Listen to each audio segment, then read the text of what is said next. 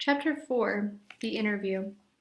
After her return to the prison, Esther Prynne was found to be in a state of nervous excitement that demanded constant watchfulness lest she should perpetrate violence on herself or do some half-frenzied mischief to the poor babe.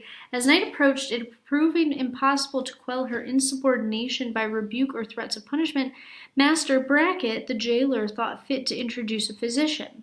He described him as a man of skill in all Christian modes of physical science, and likewise familiar with whatever the savage people could teach. In respect to the medicinal herbs and roots that grew in the forest, to say the truth, there was much need of professional assistance, not merely for Esther herself, but still more urgently for the child, who, drawing its sustenance from the maternal bosom, seemed to have drank in with it all the turmoil and anguish and despair which pervaded the mother's system. It now writhed in convulsions of pain, and was a forcible type in its little frame of moral agony which Esther Prynne had borne throughout the day. Closely following the jailer into the dismal apartment appeared that individual of singular aspect whose presence in the crowd had been such deep interest of the wearer of the Scarlet Letter. He was lodged in the prison, not as suspect of any offense, but as the most convenient and suitable mode of disposing of him, until the magistrate should have conferred with the Indian Sagamores respecting his ransom. His name was announced as Roger Chillingworth. The jailer, after ushering him into the room, remained a moment marveling at the comparative quiet that followed his entrance. For Esther Prynne had immediately become as still as death, although the child continued to moan. "Prithee, friend, leave me alone with my patient," said the practitioner. "Trust me, good jailer, you shall briefly have peace in your house, and I promise you Mistress Prynne shall hereafter be more amenable to just authority than you may have found her heretofore." "Nay, if your worship can accomplish that," answered Master Brackett, "I shall own you for a man of skill indeed. Verily, the woman hath been like a possessed one, and there lacks little that I should take in hand to drive Satan out of her with stripes." The stranger had entered the room with the characteristic quietude of the profession, to which he announced himself as belonging, nor did his demeanor change when the withdrawal of the prison keeper left him face to face with the woman, whose absorbed notice of him in the crowd had intimated so close a relation between himself and her. His first care was given to the child, whose cries, indeed, as she lay writhing in the trundle bed, made it of peremptory necessity to postpone all other business to the task of soothing her. He examined the infant carefully, and then proceeded to unclasp a leathern case which he took from beneath his dress. It appeared to contain medical preparations, one of which he mingled with a cup of water. "My own studies in alchemy," observed he, "and my sojourn for above a year passed among a people well versed in kindly properties of simples, have made a better physician of me than many that claim the medical degree. Here, woman, the child is yours. She is none of mine, neither will she recognize my voice or aspect as a father's. Administer this draught, therefore, in thine own hand." Esther repelled the offered medicine, at the same time gazing with strongly marked apprehension into his face. "Wouldst thou avenge on the innocent baby?" whispered she. "Foolish woman," responded the physician, half coldly, half soothingly. "What should ail me to harm this misbegotten and miserable babe? The medicine is potent for good, and were it my child, yea, mine own as well as thine, I could do no better for it." As she still hesitated, being, in fact, in no reasonable state of mind, he took the infant in his arms and himself administered the draught. It soon proved its efficacy and redeemed the leech's pledge. The moans of the little patient subsided, its convulsive tossings gradually ceased, and in a few moments, as is the custom of young children after relief from pain, it sank into a profound and dewy slumber. The physician, as he had a fair right to be termed, next bestowed his attention on the mother. With a calm and intense scrutiny, he felt her pulse, looked into her eyes, a gaze that made her heart shrink and shudder, because so familiar yet so strange and cold, and finally, satisfied with his investigation, proceeded to mingle another draught. "I know not Lethe nor Nepenthe," remarked he, "but I have learned many new secrets in the wilderness, and here's one of them, a recipe that an Indian taught me, in requital of some lessons of my own that were as old as Paracelsus Drink it. It may be less soothing than a sinless conscience, that I cannot give thee, but it will calm and swell the heaving of thy passion like oil thrown on the waves of the tempestuous sea. He presented the cup to Esther, who received it with a slow, earnest look into his face, not precisely a look of fear, yet full of doubt and questioning as to what his purposes might be. She looked also at her slumbering child. I have thought of death, she said, have wished for it, would even have prayed for it, were it fit that such as I should pray for anything. Yet if death be in this cup, I bid thee think again, ere thou beholdest me quaff it. See, it is even now at my lips. Drink then, replied he, still with the same cold composure. Dost thou know me so little, Esther Prynne? Are my purposes wont to be so shallow? Even if I imagine a scheme of vengeance, that could I do better for my object than to let thee live, then and to give thee medicine against all harm and peril of life, so that this burning shame may still blaze upon thy bosom. As he spoke, he laid his long forefinger on the scarlet letter, which forthwith seemed to scorch into Esther's breast, as if it had been red hot. He noticed her involuntary gesture and smiled. Live, therefore, and bear about thy doom with thee in the eyes of men and women, in the eyes of him who thou didst call thy husband, in the eyes of yonder child, and that thou may livest, take off this drought. Without further expostulation or delay, Esther Prynne drained the cup at the motion of the man of skill, seated himself on the bed where the child was sleeping, while he drew the only chair which the room afforded, and took his own seat beside her.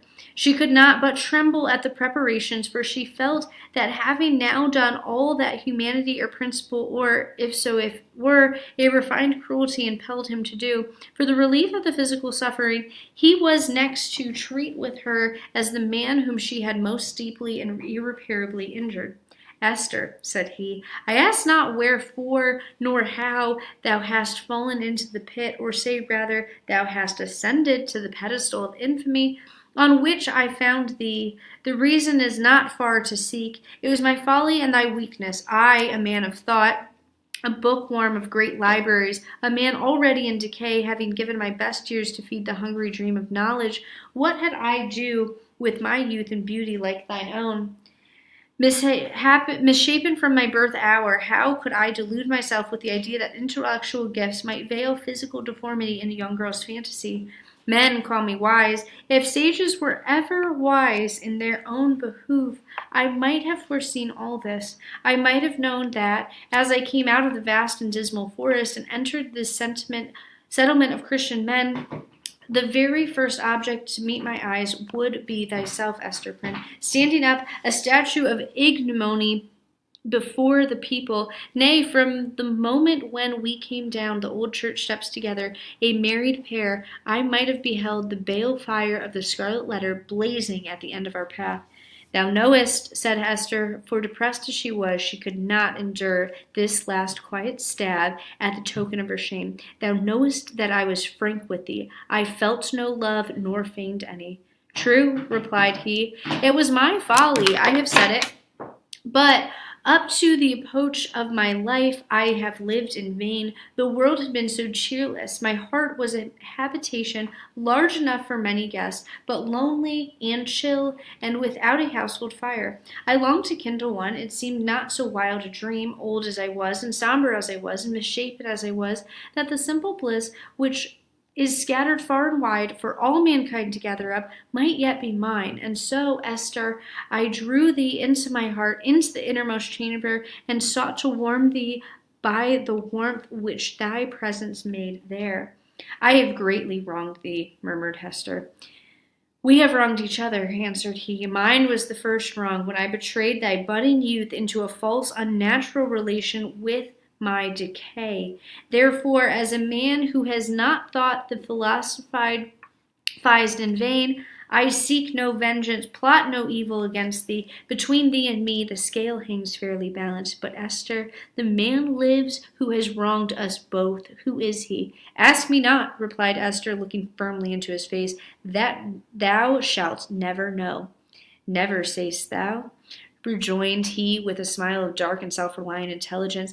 Never know him? Believe me, Esther, there are very few things, whether in the outward world or to a certain depth in the invisible sphere of thought, few things hidden from the man who devotes himself earnestly, unreservedly to the solution of a mystery. Thou mayst cover up the secret from the prying multitude. Thou mayst conceal it too from the ministers and the magistrates, even as thou didst this day, when they sought to wrench the name out of thy heart and give thee a partner on thy pedestal. But as for me, I come to the inquest with other senses than they possess. I shall seek this man, as I have sought truth in books, as I have sought gold in alchemy. There is a sympathy that will make me conscious of him. I shall see him tremble, I shall feel myself shudder, and suddenly and unawares, sooner or later, he must needs be mine. The eyes of the wrinkled scholar glowed so intensely upon her that Esther Prynne clasped her hand to her heart, dreading the lest he should read the secret there at once. Thou wilt not reveal his name? Not the less he is mine, resumed he with a look of confidence, as if destiny were at one with him. He bears no letter of infamy wrought into his garment, as thou dost, but I shall read it on his heart, yet fear not for him. Think not that I shall interfere with heaven's own method of retribution, or to my own loss betray him to the gripe of human law. Neither do thou imagine that I shall contrive aught against his life, no, nor against his fame, if, as I judge, he be a man of fair repute. Let him live, let him hide himself in outward honor, if he may, but the less he shall be mine. Thy acts are like mercy, said Esther, bewildered and appalled, but thy words interpret thee as a terror. One thing, thou that wast my wife, I would enjoy upon thee, continued the scholar. Thou hast kept the secret of thy paramour, keep likewise mine. There are none in this land that knew me. Breathe not to any human soul that thou didst ever call me husband. Here, on this wild outskirt of earth, I shall pitch my tent, for elsewhere a wanderer and isolated from human interest, I find here a woman, a man, a child, amongst whom and myself there exist the closest ligaments. No matter whether of love or hate, no matter whether of right or wrong, thou and thine Esther Prynne belong to me. My home is where thou art, and where he is, but betray me not. Wherefore dost thou desire it? Inquired Esther, shrinking. She hardly knew why from the secret bond. Why not announce thyself openly, to cast me off at once? It may be, he replied, because I will not encounter the dishonor that besmirches the husband of a faithless woman. It may be for other reasons. Enough it is my purpose to live and die unknown. Let therefore thy husband be to the world as one already dead, and of whom no tidings shall ever come. Recognize me not by word, by sign, by look. Breathe not the secret above all to the man thou wottest of. Shouldest thou fail me in this, beware. His fame, his position, his life will be in my hands. Beware. I will keep thy secret as I have his, said Esther. Swear it, rejoined he, and she took the oath.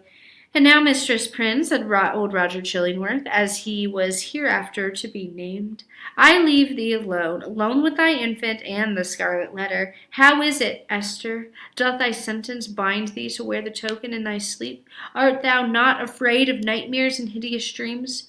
Why dost thou smile so at me?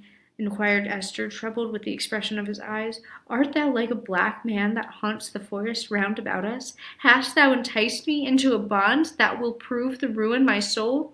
Not thy soul, he answered with another smile. No, not thine.